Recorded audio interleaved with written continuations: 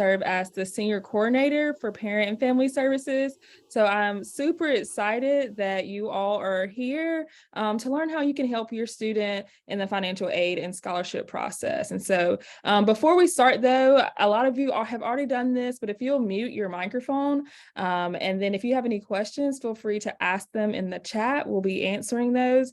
And then we will also be recording this video so that you can view it again on Facebook and YouTube, and you'll have access through our newsletter. So again, thank y'all so much for joining us. And I'll let Heather, our lovely coordinator, introduce herself. Hello, everyone. My name is Heather Hampton, and as Kayla said, I'm a coordinator for Parent and Family Services. I just want to thank you all for participating today, and I look forward to working with you all. And again, if you have any questions, please feel free to ask them.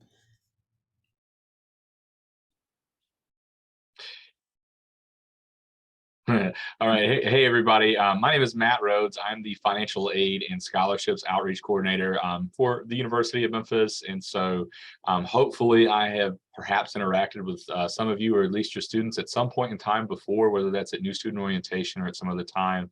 But I am a point person for you to help with anything having to do with financial aid and scholarship opportunities.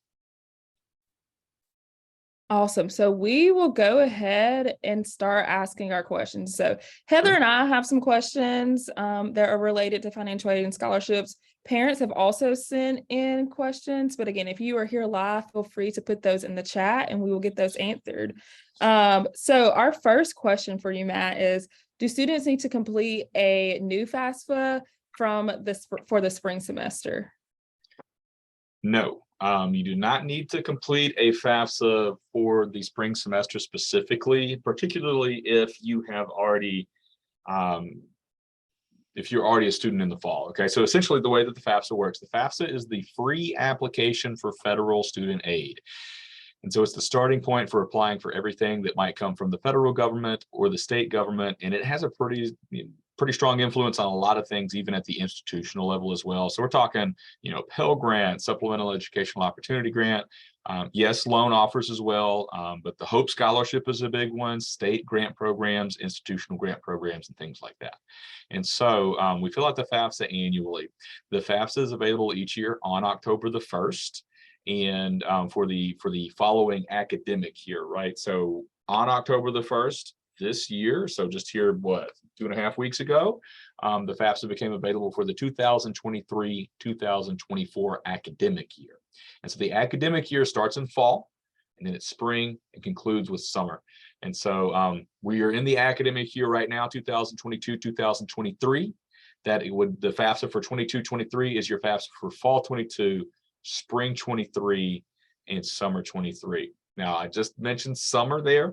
I want to let you know that some financial aid and scholarship programs are available in summer, but not all of them are. So if your student is thinking maybe we need to take some summer classes, now's actually the time to start asking those questions and getting in touch with me to talk about what they might be eligible for individually, perhaps in the summer. Awesome. Thank you, Matt. I was going to ask, we talked about some of the the cycle of applying for FAFSA. What are some of the university FAFSA deadlines that are coming up that people need to be aware of? Okay, so I'll share with you, FAFSA doesn't have deadlines in the same way that there is a deadline to sign up for maybe housing. I don't know if there's a deadline for housing, but a deadline to sign up for scholarships specifically. There are deadlines for scholarships, right? With that being said, it is always the best idea to fill out the FAFSA as early as you possibly can. And there's a bunch of different reasons for that. One of them is there are several different financial aid programs that are first come, first served, both at the federal and state level. And so sometimes if you fill out the FAFSA early, you might have some money. If you don't fill out the FAFSA until much later, you might have missed out on some opportunities there.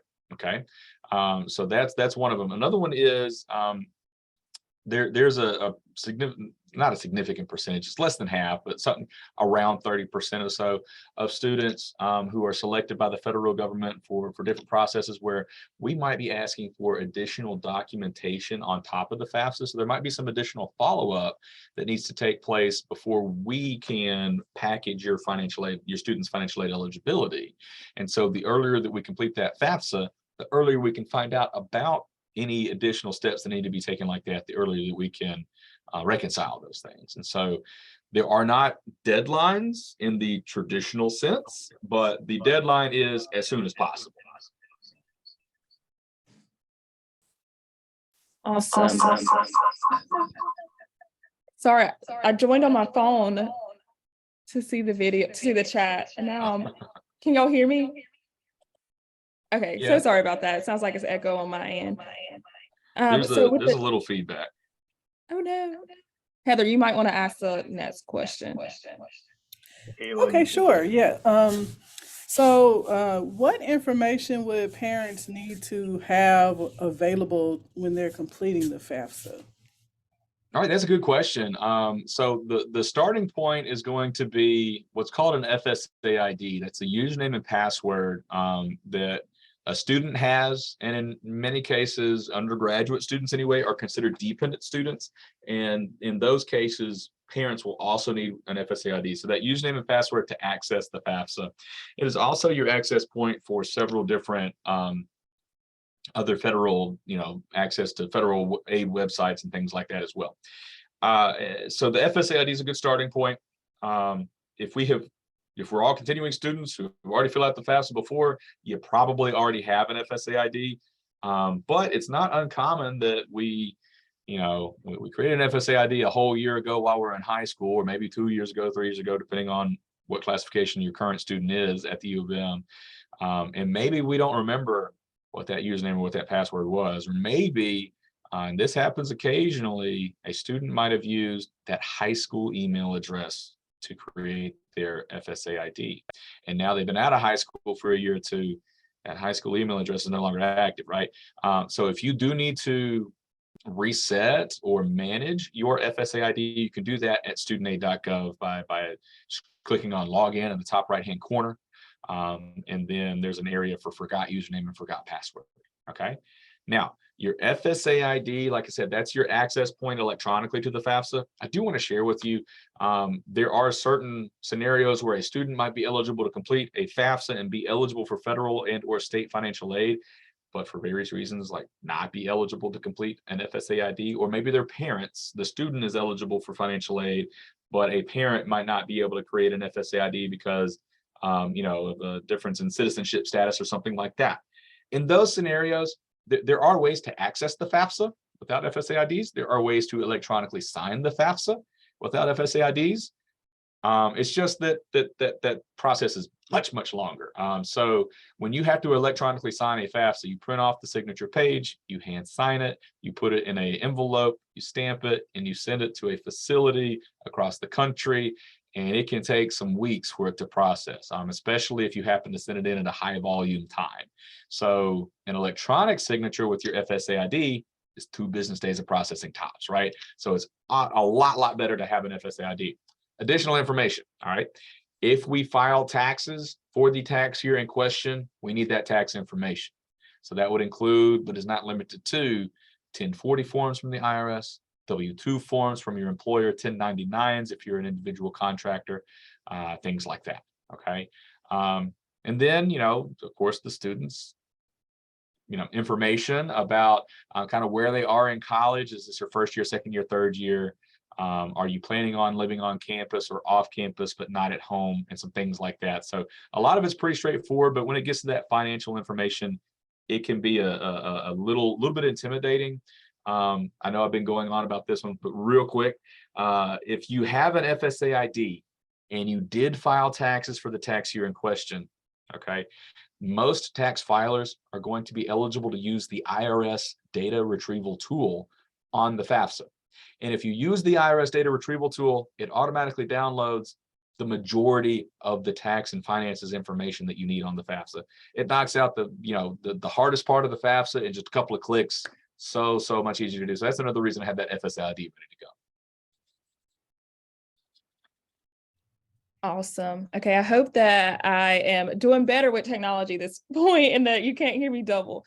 So I do think we did have a question in the chat that kind of you answered a little bit as well. So did the students renewing their FAFSA follow the same parent and student process they used when they initially submitted it, or is that a different process? And so that question is from a family member, Pat. So thank you for asking that. Okay, so I got that pulled up. Renewing their FAFSA. It is for the more often than not, it's going to be pretty much exactly the same. You may be offered when you log in, you may be offered an opportunity to do a FAFSA renewal.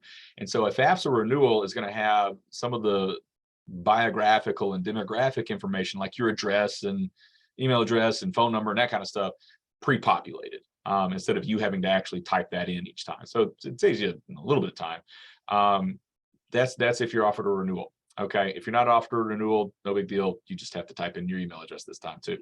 Now, the only scenario in which there might be some kind of difference is if we are from a family that has a divorce or separation, and this year the FAFSA was looking for mom's information because the student primarily, lived with mom or got more of the support from mom, but for some reason that has changed, and now we're going to put dad instead based on the questions on the FAFSA. The only difference there would be that you're not listing mom, you're listing dad for the parental information, right? Most of the rest of the process is going to be pretty similar from one year to the next. The one other kind of thing to be aware of, okay, so I've mentioned to you the different aid years, right? So we're in 22-23 now. We're coming up on the 23-24 FAFSA. Next October the 1st of 2023, it'll be the 24-25 FAFSA, and so on and so forth, is the tax year that's going to be in question. The FAFSA is always going to use what we call prior year taxes, and that is financial aid jargon. What it means is 2 years ago, basically. So the 22-23 FAFSA, what we're in right now, that was using 2020's taxes. The 2023-24 FAFSA that we are filling out, that is available to fill out for the next academic year, is using 21's taxes. The 24-25 FAFSA will be 22's taxes, and so on and so forth.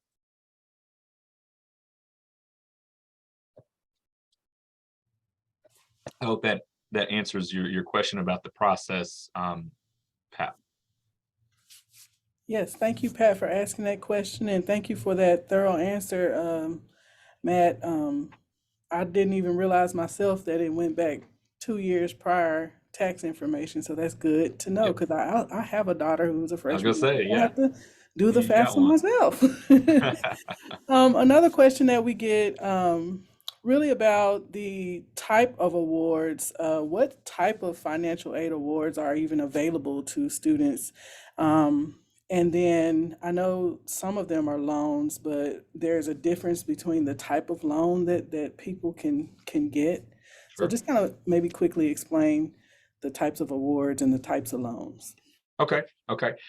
So there's a lot of different types of opportunities, and I kind of mentioned earlier that there are so many different things that are influenced by the FAFSA in some way, and so that is something that is important to be aware of. So even if, all right, so the FAFSA gives you the main awards that are like more directly influenced by the FAFSA are going to be grant programs and loan programs. So grants tend to be need-based, your eligibility for which are going to be based primarily on financial information that's submitted to the FAFSA.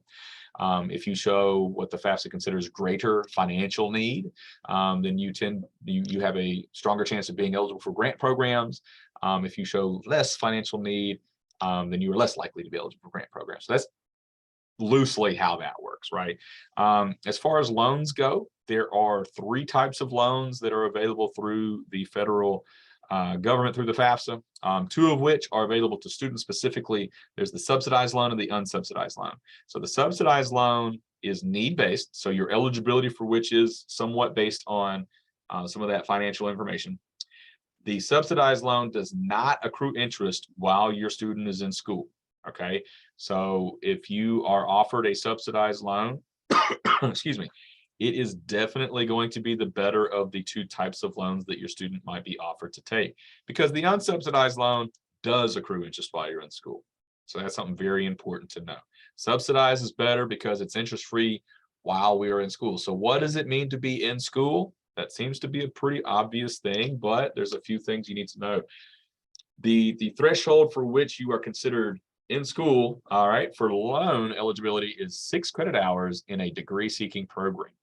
6 credit hours that are eligible for your degree program, not just 6 random hours. It's got to be 6 credit hours that contribute directly towards your degree program.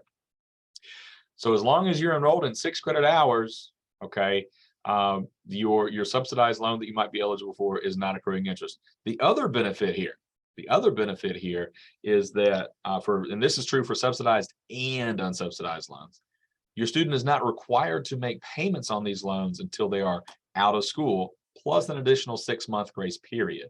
So whether it's subsidized or unsubsidized, no payments are required while they are in school, again, meaning 6 credit hours or more in a degree seeking program, plus an additional 6 months after that. With that being said, there is no penalty for prepayment. So we do encourage students to make whatever payments we can afford on any loan money that they borrow, as frequently or as infrequently as you can afford to while you're in school, even though you're not required to make payments. Because literally anything at all that you can pay while you're in school is going to help you long term as far as the amount of interest that accrues and the overall lifetime cost of that loan. So that's a really, really key point. Not required to make payments while you're in school, no penalty for prepayment. Subsidized loans don't accrue interest, unsubsidized loans do accrue interest while you're in school. What is the other thing? Okay, yeah, plus loans. Plus loans are called parent loans for undergraduate students, plus PLUS. And so plus loans are available for parents of dependent students to apply for if additional funding is required. Okay. It does require a credit check. It is the parent applying for this loan, not the student, and therefore that loan would be in the parent's name, not the student's name. Some things we need to know about a plus loan is that, hey, it does accrue interest while your student's in school. It doesn't have automatic in-school payment deferment like excuse me, like what the student loans do. But in the application process, you do have the opportunity to request the same in-school deferment that your students have until they're out of school plus 6 months. That would kind of put the ball in your court, parents, if you need to pursue a plus loan. But here's the thing that you need to know about plus loans as well. Okay, save that as a last resort. Not a last resort like all the way into private loans from private lenders, like credit card companies and your local bank, but a last resort as far as federal money that's available. What I'm really saying here is let your students, if we need plus loan money, exhaust your student loans first. The reason for that is, hey, that subsidized loan is 0% interest while your student's in school. The plus loan is going to be accruing interest. So that's one piece. The second piece is the plus loan interest rate, historically speaking, is always about 2.5% greater than what is available for the students. And so let the student take out that lower interest rate money first, and parents, you're going to save yourself some interest payments in the long run, which brings me around to one other point about loans. Then I promise I'm going to shut up about loans. Okay. Is when it's time to make payments, your loan service provider, that's who you're going to be making payments to, whether it's the student loan or a parent loan. The loan service provider is less worried about whose name is written on the check that is getting paid to them and more worried about whether or not that check is going to cash. Okay. So what I'm saying here is parents, especially in light of a plus loan to a student loan situation, sometimes I talk to parents and they're like, I don't want my student to have any debt in their name. And I totally get that. And so those parents are like, I'm going to take out, $6,000 in plus loan money at the higher interest rate. I'm like, hey, let you take out your student loan first at the lower interest rate. And then mom or dad, whomever was going to be making payments on a plus loan in their name, just pay it on your student's name instead, right? Slide that money into your student's checking account, and then make your student make that payment to their loan service provider. Okay. And parents, you're still paying the loan, but you're saving yourself the interest rate. Does that make sense? So that's a key point on the loans. Make sure you check that out. More information is available at studentaid.gov, or I'm happy to talk more about it at another time. But let me also tell you about grants. Did I already mention grants?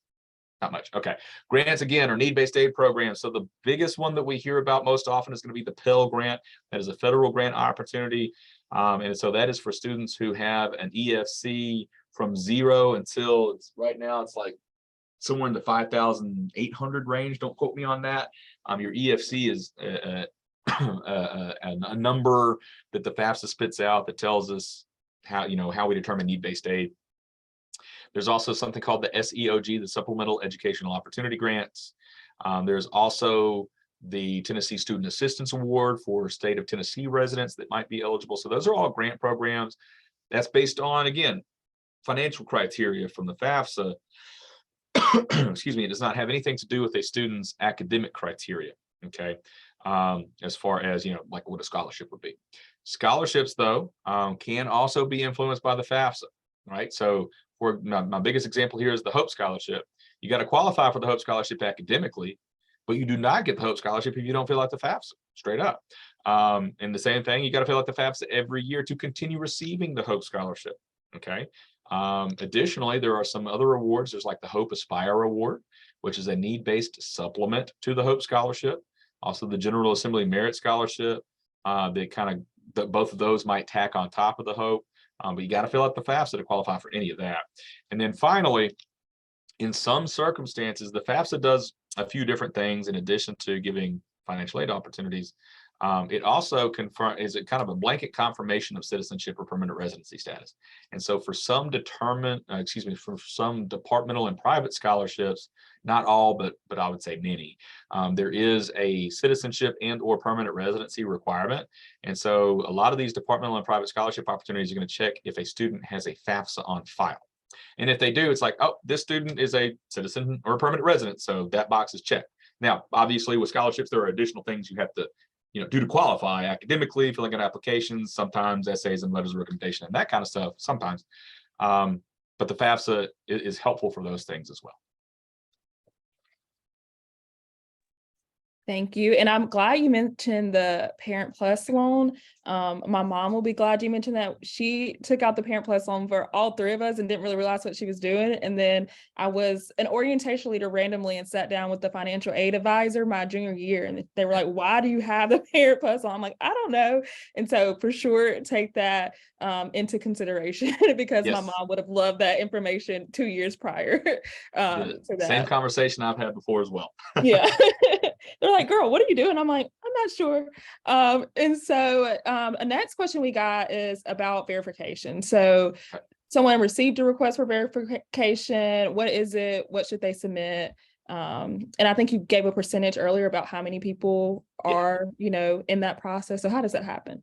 Yeah. All right. So don't quote me on the percentage. I think I said 30, but that is pretty much what I was referencing. That is an example of why we need to fill out that FAFSA early, right? And so what happens there is there are things that can trigger verification, honestly, like a significant change in income from one year to the next. If you're reporting, $80 billion in income one year, and then you report $5,000 in income the next year, that's going to raise a question, right? At the federal level. So there you go. And so, keep that in mind. There are some things that can trigger it. And then, but the vast majority of people who get selected for verification, it's just a random selection from the federal government. That means that you're at the institutional level, we have to confirm that your household size and your tax information is accurate on your FAFSA. And it's kind of a thing just to make sure that everybody's on the up and up and nobody's, cheating the system and that kind of stuff, right? So that is why you might get selected for verification. Most of the time, it's just random. If there's a change in marital status, sometimes that can trigger it too. And again, it's just to make sure that we've got the accurate information. And very much like the FAFSA itself, when we get to the financial information, it can be a little bit intimidating. But for the most part, verification, for most folks, not all folks, sometimes there is additional information that's required. But for most people, it's a matter of doing a verification worksheet, which is going to be, if you are selected, it's going to be posted on your student's My Memphis account under student pages. And then on the My Finances page, there's a financial aid requirements box. And under the financial aid requirements box is where you can find out if you have any missing documents, including verification if applicable. And then also some tax information, okay? Now, the hardest part about verification is getting those tax documents to us. But guess what? You remember when I was mentioning the IRS data retrieval tool earlier, and I was mentioning an FSA ID earlier? If you have completed the IRS data retrieval tool on your FAFSA, all the tax information is guaranteed accurate, bona fide. And so if you are selected for verification, but you did use the IRS data retrieval tool, I don't need tax information from you because it came from the IRS in the first place. Okay. All we would need you to do is fill out this little front and back verification form. It's real simple. If you did not use the IRS data retrieval tool, or if you were not able to, and you are selected for verification, I'm going to need what's called a tax return transcript from you, not your 1040. Okay. A tax return transcript is something you can only get directly from the IRS. You can get it online. You can print it off online. There's a phone number you can call to get them to mail you one. There's a form you can mail into them to request one. It's not like super hard to get a tax return transcript, but it's way easier to use the IRS data retrieval tool. And so let me encourage you to do that if possible. But if not, like, hey, we can help you get a tax return transcript if you need one. But that's the nutshell of what a verification process would look like.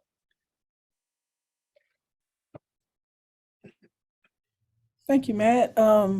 Another question that we received from parents, how can my student find grants and scholarships available to him if he doesn't qualify based on financial need? Are there ways to get aid for him for campus or campus work, things he does on campus, or work study, or even grade or academic based? Okay, sure. So I'm gonna tell you straight up, grants are financial based.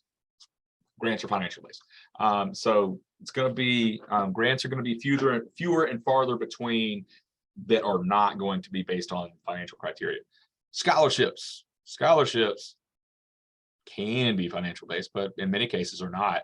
And so that kind of brings me to Tiger Scholarship Manager. So Tiger Scholarship Manager is our online application system at the University of Memphis for all of our privately endowed and departmentally funded institutional scholarship opportunities for continuing students, right?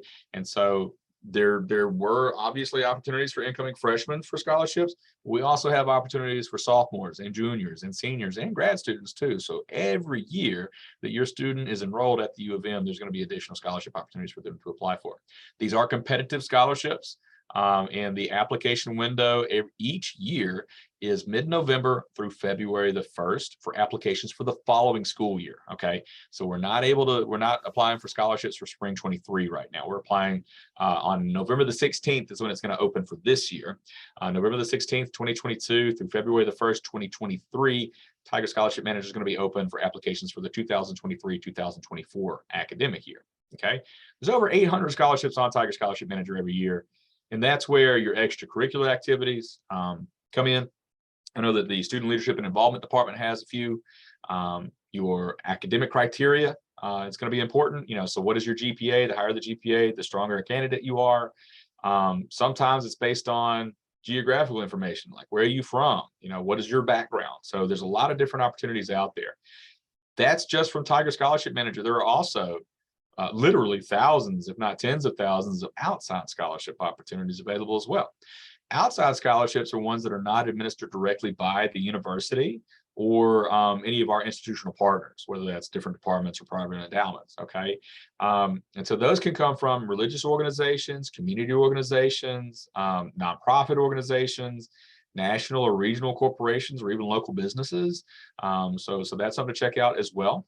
So a couple of just kind of common scholarship. So I process a lot of outside scholarships. There's one called Scholarship America. So if you Google Scholarship America, they are a scholarship processing company that processes a lot of scholarships for different corporations like Coca-Cola and Chick-fil-A and things like that. Fastweb.com, FASTWEB.com is a like a profile-based search site. And so your student can create a free profile, and then Fastweb is going to use information in that profile to identify outside scholarship opportunities that your student may qualify for. And so that's going to be a good resource for your students. The thing is, when we're talking outside scholarships, we got to understand they're competitive, right? Just like the departmental and private ones, they're competitive. And so what happens here is if your student writes, 15 scholarship applications and they don't get any of them, you still got to write 15 more. You got to keep on going. I don't remember who said it, but there's a sports figure that says you miss 100% of the shots that you don't take. That is true. That is as true in scholarships as it is in sports. Okay, so you gotta have, keep on applying for scholarships no matter what the outcome is, whether or not you get 15 out of 15 that you apply for, or if you apply for 35 and don't get a nibble on any of them, apply for that 36th one, because that 36th one might be the one that's worth $10,000 a year or whatever. So very, very important to apply for additional scholarships, whether that's institutionally or from outside sources as well. Okay, we asked about work study as well. Work study is also a income-based program. Okay, so work study, quote unquote work study, is financial based, but work study is a program that helps a student get an on-campus job. And then there's also something called regular student employment. And regular student employment compared to work study is kind of like having almost the exact same type of job, doing the exact same type of work for the exact same pay. So whether or not you are work study eligible from the federal government does not mean that you can or cannot get an on-campus job, getting yourself an hourly wage paid bi-weekly to help pay for some things. Now, what you get paid in a wage from an on-campus job, at least at the University of Memphis, is not paying directly against your account balance. That's money in your student's pocket. And what we hope is that if you still owe a balance, that your student's going to be using some of that money in their pocket to pay on that balance. Okay, but it's not going to be routed through the financial aid like payment to your account balance system. It's going to be routed through payroll. How do they find these jobs? Hop on our website and type in student employment, or call a department and say, hey, are you guys hiring? Because sometimes departments offer online, sometimes they don't. So the website's going to have some, and outside of that, walk into every office on campus and say, you guys hiring student workers? And if they say, yeah, here's my resume. And if they don't, go to the next office. Awesome. Yeah, that is great advice, especially now that our minimum wage is up for student workers on campus. And so student workers are getting $10 an hour compared to $7.25 that it was before, which I think is awesome. And so students can definitely have that opportunity to work on campus. I think Heather says this a lot, so I'm going to steal it from her. But when you work on campus, your student kind of becomes part of a family. And so they have those staff members that will check on them. They're able to do homework sometimes if it's not a pretty big busy season for the office, and it's pretty chill, and we know that they're a student first, so we're gonna ask them about their classes. If they say they can't come because they have a test, we're gonna say, okay, go take your test, and then we'll figure out your hours for the week. And so big proponent for student worker jobs. Matt, I also have a question about Tiger Scholarship Manager that you were talking about before. So Thanksgiving break is coming up, the winter break is coming up. Would that be a good time to fill out scholarships within Tiger Scholarship Manager? So when does Tiger Scholarship Manager open, and then when does it close? Hold on one second. There we go. Okay, so Tiger Scholarship Manager, again, it opens on November the 16th, which is the Wednesday, not like the day before Thanksgiving, but the week before Thanksgiving. And it closes on February the 1st. So within that time, we are going to have Thanksgiving break, and then, like you said, winter break. And so we're going to have some pretty solid opportunities for students to have that time to really sit down and spend some time on it. And they need to do that. So when you get into Tiger Scholarship Manager, the first thing that you do is complete a general application. The general application is not an application for any scholarships. The general application is more like setting up your profile. Okay, so when you fill out the general application, then the system is going to let you look at the different scholarship opportunities. There's going to be a list that's recommended, and the recommended list is going to look at your general application, look at your profile, and say, hey, here's a list of recommended scholarships that nothing in your general application disqualifies you from them. Okay, doesn't necessarily mean like, because there might be legitimately 120 or more scholarships on a recommended list. Like I'm not kidding, not exaggerating. So doesn't mean that your student is going to automatically qualify for every single one of that 120. It just means that there's nothing that disqualifies them. So they still have to spend some time researching these scholarships and determining based on, because each one of them is going to have the actual application criteria. So the student has to spend some time researching, and when I say researching, I mean, like clicking on the scholarship and reading the information. They don't have to go out of Tiger Scholarship Manager and like call the department or anything to find any more information out that they need. But looking at it, determining, hey, yes, I qualify for this. I can submit an application. What does it require? Okay, this one requires a resume, and this one requires a letter of recommendation. All right. So who do I need to contact about a letter of recommendation? And so it's important to be looking at that early, because guess what?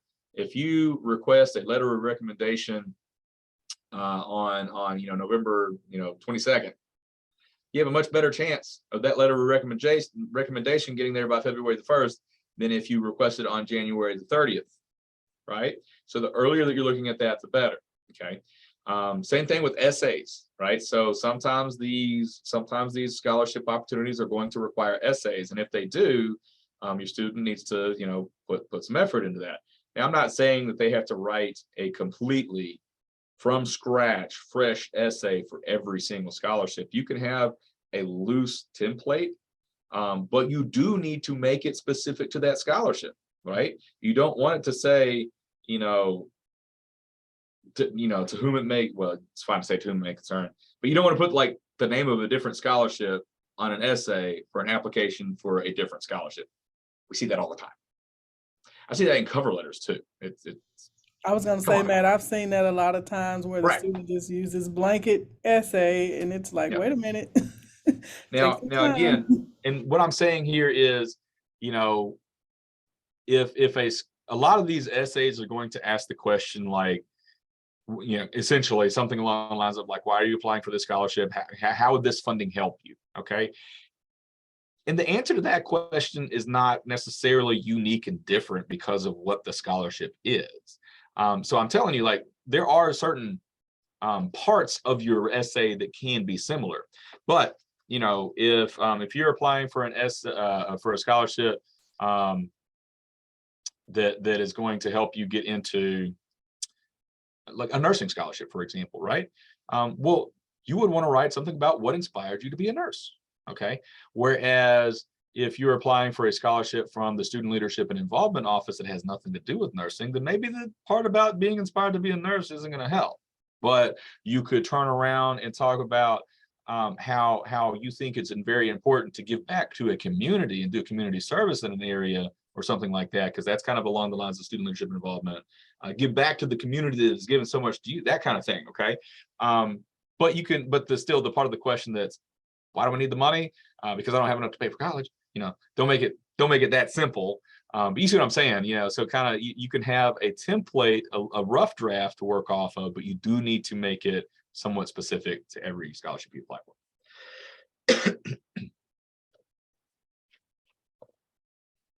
Okay, this is also a question from a parent that sent it in, and so you may not know the exact date, but when will the spring tuition be due? And then if they're able to change their meal plan. Okay. As far as changing your meal plan, I'm pretty sure you can, but that is actually administered by, I believe, the University Student Business Services Office and/or Tiger Dining. And so I'm going to encourage you to connect with those offices to confirm that piece. Now, when are spring fees going to be due? Do you guys happen to know what the first day of classes in the spring is off the top of your head? Because I don't. I think it's the 17th. Does that sound about Yeah, right? now off the top of my head, it's usually right after Martin Luther King Day. Yeah. So I'm gonna tell you this: it's the Monday before classes start, because it's always the Monday before classes start. So there you go. So looking at it here, more often than not, the first day of classes is the Tuesday after, for spring, is the Tuesday after Martin Luther King Day. And so that would indicate that the fee payment deadline would be January the 9th. But what you need to take away from that is not those dates. It's that it's always the Monday before classes start. If you hop on our website, memphis.edu, and you type in University Student Business Services Office calendar, and you look for spring 23, you're going to have that information available.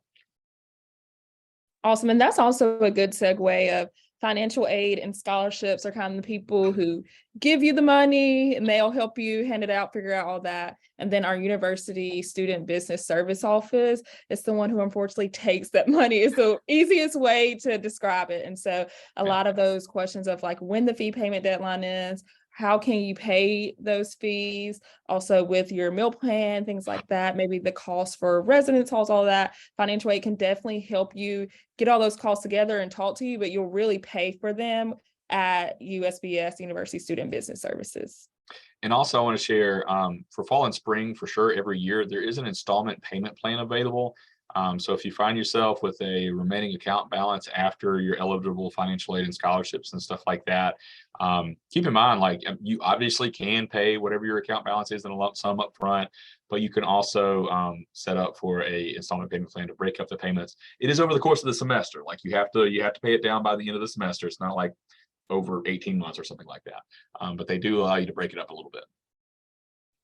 I think they allow you to break it up into 3 payments.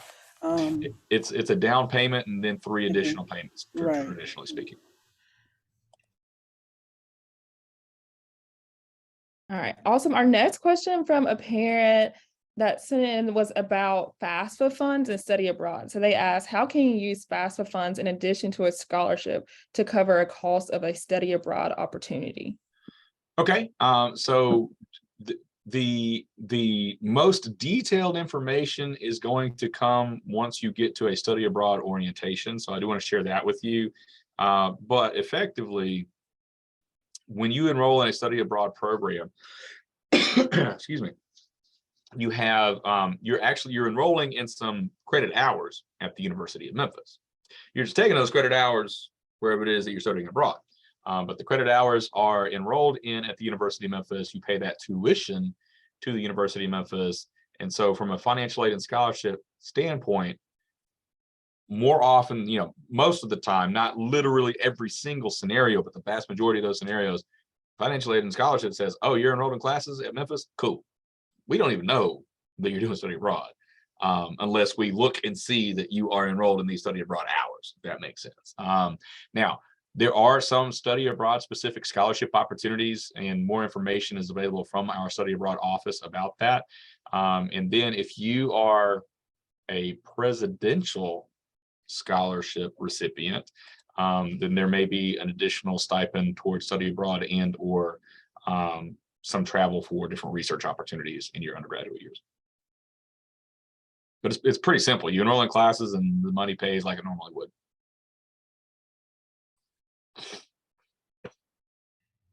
Another question that we get, does my student need to reapply for their scholarship each year?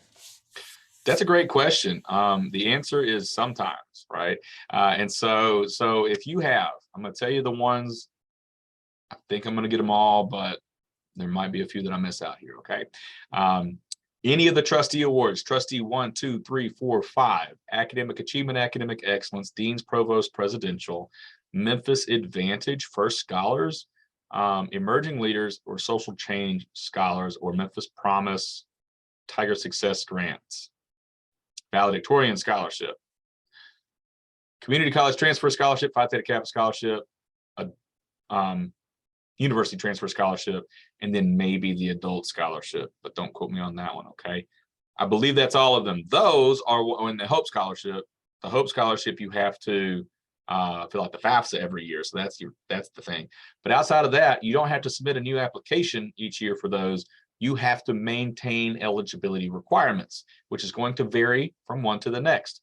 Sometimes that's strictly academic. Sometimes that's academic, plus you have to do some extracurricular activities. So that's specifically for things like Emerging Leaders, First Scholars, Social Change Scholars, if you have any of those, because those are cohort programs that have additional, extracurricular programming. So there's that. For all of the ones that you're going to find on Tiger Scholarship Manager, I say all, many, most, not all, but many and most scholarships you find on Tiger Scholarship Manager, they are one scholarship, like 1 year awards. Okay, so unless they specifically say that they are renewable, then you can go ahead and assume like, hey, if I get this year, I'm gonna have to apply for it again next year as well.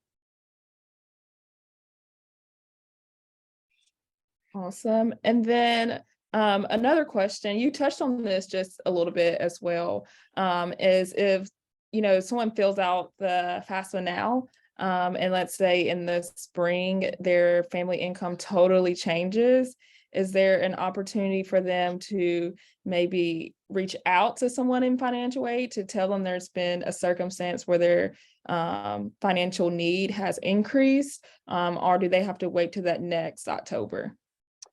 Yes, yes, absolutely. If you have a situation where there's a significant change in family income or a change in marital status or something like that, okay? Um, generally speaking, those are, unfortunate situations and hard conversations. But when you have those situations, you definitely need to reach out to the financial aid office as soon as you can, as soon as you have that information available. And the reason for that is, so we recognize like, hey, we're using 2 year ago's taxes here, right? So the 2022-23 FAFSA is using 2020's taxes. Let me give you a really solid example. The 21-22 academic year, last year, not this year, last year, right? Fall 21, spring 22 was using 2019's taxes, okay? And I don't know if you guys realize this, but the world in 2019, a little bit different than it was in 2020. Okay. And so, there was a lot of situations where,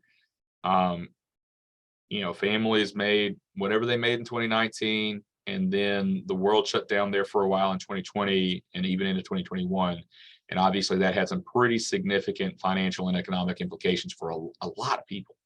And so the process that you would be asking about if you find yourself in that scenario, it's going to be called an appeal for special consideration.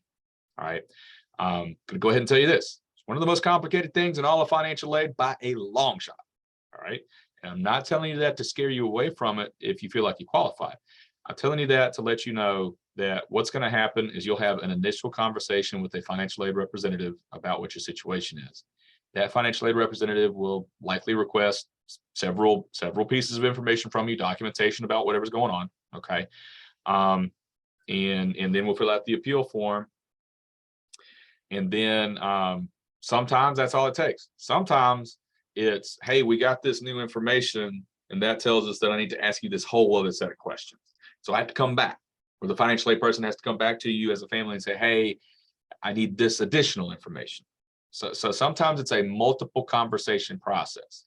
And again, it's a complicated process. Okay. Sometimes it's simpler than others, but most of the time it's not super simple. And so the point is there, and like I said, the earlier that you can get started in that situation, if you find yourself in that situation, the better, because sometimes it does take weeks, multiple weeks, sometimes even months for us to get a resolution on it. So just be aware of that. Be aware that, hey, if you find yourself in a tough spot where there's been a significant decrease in the family income or something like that from whatever variety of reasons, let us know. There's an opportunity for us to review that and see if there's anything we can do for you. Okay, but it's not a guarantee, and it is a detailed process, very tedious. I just want to encourage parents. I had a similar situation where we unexpectedly, about a month after we filled out my daughter's FAFSA this past year, had went from two incomes to one unexpectedly, and we had to go through that process of appeal to show that we had a significant loss in income.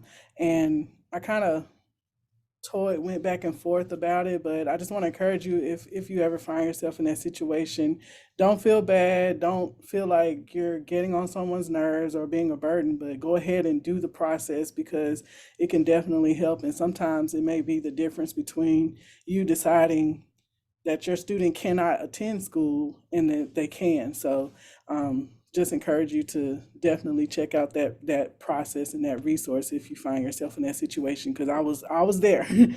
And we came back. My daughter's a freshman in school, so it worked out for us. So. Absolutely. There's a reason that it exists the way that it does. There's no shame in coming to us and having that conversation at all. I mean, it's literally why we are employed, is to help you and your family qualify for whatever you can. And sometimes that information changes. And obviously we have to go by the regulations that are set by the federal, state, institutional policy and stuff like that. But anytime that we can help, we're going to help. That's what we're here for. That's awesome. Thank y'all. You've answered this before, but a parent's in the end, so I just want to make sure we ask it. And so you can give them a really clear answer. Again, we completed a FAFSA form in May 2022. Do we need to complete and submit a renewal now? All right. May 22. So May 22 most likely was a FAFSA for the academic year 2022-2023. So that takes us through that's fall 22, spring 23, and then if we go to summer 23, summer 23. Yes, you need to fill out a FAFSA for 23-24. And when you go to studentaid.gov, you're going to see the 22-23 FAFSA still there. You've already done that one. You don't need to do 22-23. You need to do 23-24. You need to do 23-24. That's the FAFSA for next year. And then next October, you're going to do 24-25. The October after that, 25-26. Every year that your student is in college, and I'm talking about all the way through grad school, if they go to grad school, okay? Every year in October, and if not October, November, but as early as possible, fill out the FAFSA for the following academic year. Awesome. So are there any questions in the chat? I'm unable to see it. There's one question. Okay. Monique asked, how does the parent loan work? I think you touched on it quite a bit earlier. Okay. But if you could just maybe quickly. Yeah, I'll rehash that a little bit.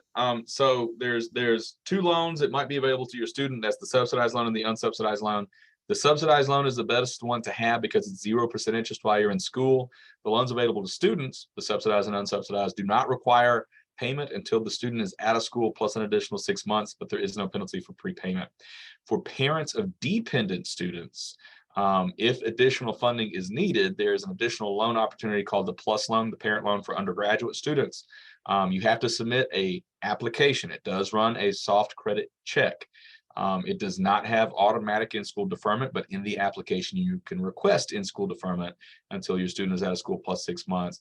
This is a loan for in the parent's name, not in the student's name. Okay, so the parent is legally responsible for paying it back.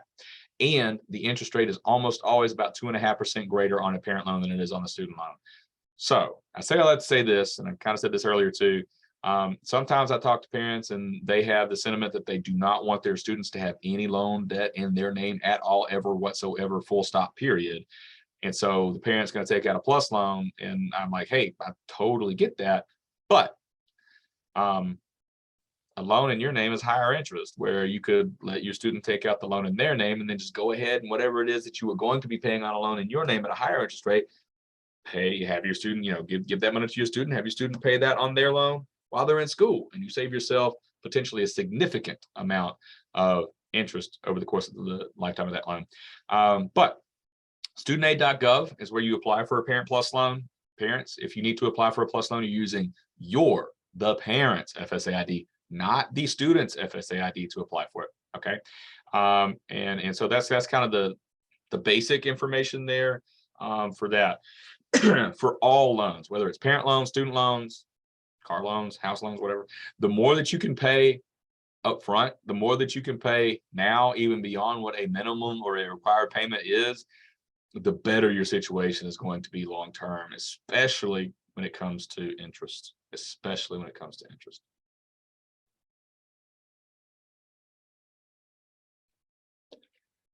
All right. So were there any other questions in the chat, or was it just that one?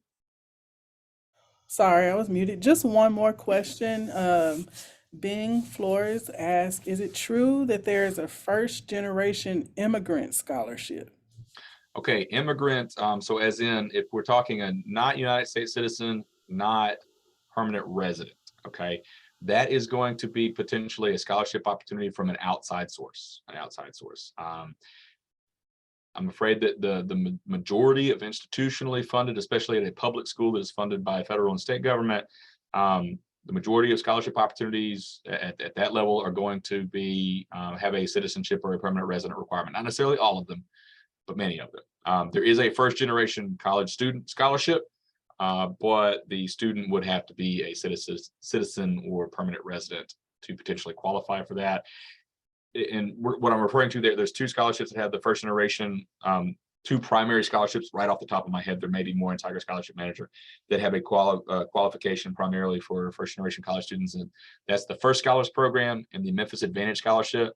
I'm afraid that both of those opportunities are only available to incoming freshmen starting college immediately after graduating high school. So if we're already a student, you wouldn't have the opportunity to apply for those now.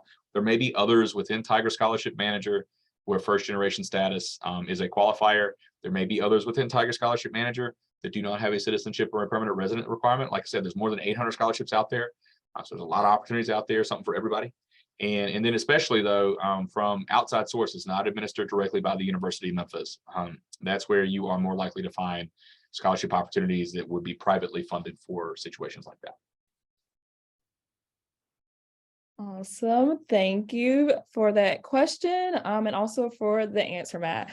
And so we are wrapping up on about an hour for this Zoom. And so we appreciate all of the questions that I've asked. Hopefully there's no more in the chat and we got that cleared out. And then we answered all the questions that family members sent in beforehand. I will like to say this, financial aid, there's always questions. I feel like I always have questions about financial aid. And so as your student continues, to fill out FAFSAs or, scholarships or anything like that, feel free to contact us. And so you can email us at parents@memphis.edu. And also Matt Rhodes is the know-all on campus, at least to us. He knows everything about scholarships and financial aid. And so his email is mdrhodes@memphis.edu. You can probably put it in the chat as well. And so we definitely want you all to feel comfortable when it comes to, money management for your student. And so feel free to contact us or contact Matt, and we will help you get the best answer we can. But again, thank you so much for attending and joining us today. This will premiere on YouTube at 5 p.m. and also Facebook, maybe a secret. We got blocked yesterday. We don't know why. And so our yesterday's talk couldn't go on to Facebook. So maybe today it can. But if not, if you want to refer to this Zoom, you can look at it on YouTube starting at 5 p.m. So Matt, do you have any final words? Maybe say, we have Thanksgiving break and winter break coming up. So fill out Tiger Scholarship Manager scholarships and FAFSA and all of that. Yeah, that's the main thing. So Tiger Scholarship Manager again opens on November the 16th. So that is not quite a month, just under a month away from now. But more importantly, what you can do literally right now, if you wanted to, right this second, fill out that 23-24 FAFSA right this second, or later today or tomorrow, but soon, very soon. Awesome. Well, again, thank y'all so much. And we will see y'all on the next Tiger Talk. All right. Have a nice day.